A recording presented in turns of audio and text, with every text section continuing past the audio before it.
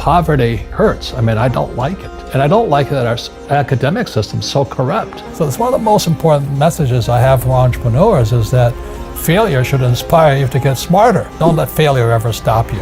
Use your brain, use your creativity. And unfortunately, our school system says if you fail, you're stupid. That is not true. So the lesson to young people is don't take a job for the money, take a job for what you're learning. In school, they compensate for risk by telling you to memorize the right answer.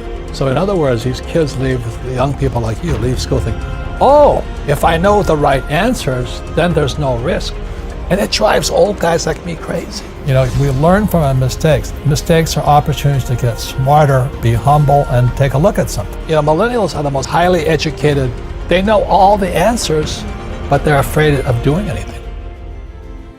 Robert Kiyosaki is a renowned author, investor, and entrepreneur who became famous for his best-selling book, Rich Dad, Poor Dad.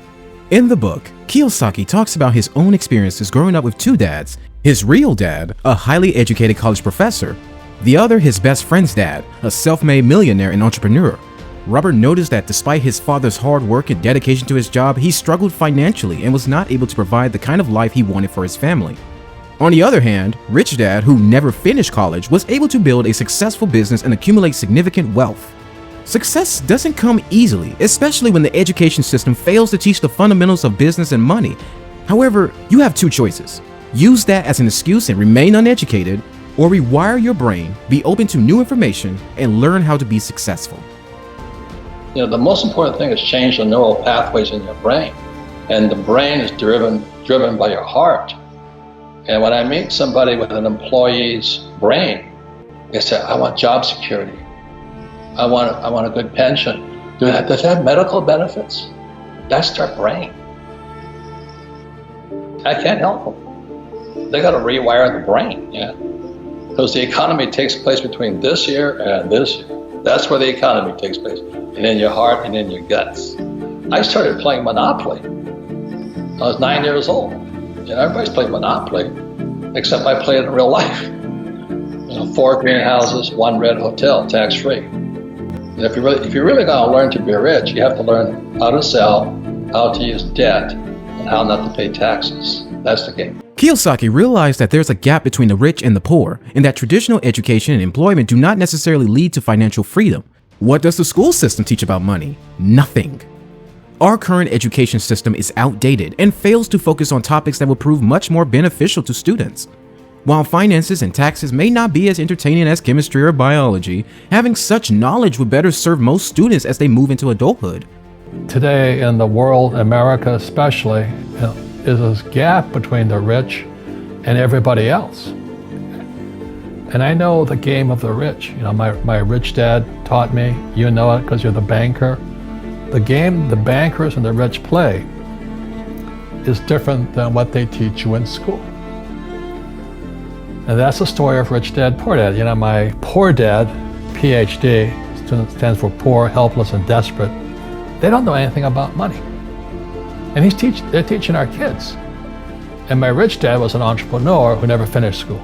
The pieces of the puzzle and my life started to come together. Question I ask all over the world, what does school teach you about money? And the answer is nothing. And that's not a mistake. That's not an accident. I knew that, most people know that. But the way to keep the poor and middle class working hard is never teach them what the rich know. So if you read Rich Dad, Poor Dad, which came out in 1997, it's what the rich teach their kids about money, the poor and middle class do not. Many of us who have not learned about money likely share one common belief: debt is bad and dangerous and should be avoided. There are countless stories of people who have run up their credit cards to the point that they cannot pay them off. Many people accumulate student loan debt as they try to gain an education. These people then spend much of their life desperately fighting and trying to dig themselves out of debt. However, there is a good debt and a bad debt. It can be a powerful tool for those who understand how to use it. Debt is a 4-letter word for most people. There are many people in my position, so-called financial gurus, who say live totally debt-free. And there's other people who say cut up your credit cards. And that's good advice for certain types of people. So you should definitely cut up your credit cards if you don't know, you can't control your spending. Income, expense, asset, liability. So debt falls in here. Everybody says, I'm going to buy a house. And everybody says, my house is an asset. That's not true. Your house is a liability. I don't care if you have no debt on it or not. A house is a liability. Same as if you have a car. A car is a liability. The average person, they have a job. Money comes in here. They pay for their house, and the money goes to a bank through a mortgage. So it's not an asset because the cash is flowing out, so it's a liability. So the definition of liability, does it take money from your pocket? And for an asset, does it put money in your pocket? So when I have a rental property here, it puts money in my pocket. When I rent a property, I've done a good job buying it and structuring it. Every month it sends me money. And the other thing about debt, there's good debt and bad debt, which I classify student loan debt as bad debt. The main reason it's bad debt is because it's the worst possible type of debt. You see, if I get into trouble as a businessman with debt, I can declare bankruptcy and I'm clean. But the trouble with student loan debt, you can't do that. It hangs around your neck for the rest of your life.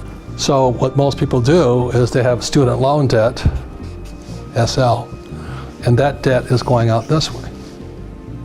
It doesn't put any money in your pocket. You can say, well, I have a job. Well, that's still you working for it. So I don't work for any of this money here. I do this job once, set the deal up. Every year I add more and more and more of it. I'm borrowing money from here. It's coming here and going this way. So the debt is putting money in my pocket, and bad debt is taking money from my pocket. So the problem is, if you're going to use debt, you've got to be much smarter than this person here. Because you buy a piece of real estate and you make a mistake, this turns into a liability. If I get the renter leaves the place, this goes here that fast, and the cash flows that way. So it's nothing to do whether it's a boat, student loan debt, a house, a car, or whatever. It has to do with these two words here. If the cash is flowing into your income statement, into your pocket, it's an asset. It's good debt. But if it's taking money from your pocket, it's bad debt. A catalyst for success is to find a mentor in your area, someone who is where you want to be. Years of experience and countless failures make them seasoned veterans and excellent teachers. They won't do the work for you, but having someone to support and guide you will accelerate your progress towards achieving your goals as yourself. And she says, if you're going to be successful in your life, you've got to find the best teachers. And so with that, when my poor dad said, go seek out your rich dad, I was just following her advice. And today, that's why you and I know Jim Rickards and Nomi Prinz and all these people. They're the guys that actually came from the inside, just like you, from the inside the machine. And they know what's going on. And they tell the world what's going on. So I've had a habit ever since then, or a policy, if I find out there's a great teacher, and a great teacher is somebody who comes from the inside, not the outside. It's true, money makes the world work. Whether you have entrepreneurial aspirations or not, financial literacy is an important subject that everyone should learn. We hope you don't feel like a financial education is unattainable just because the school system neglects it. Search out financial knowledge on your own. Read books, look for YouTube videos. The resources are out there. Dedicate yourself to learning about money now, and your future self will thank you.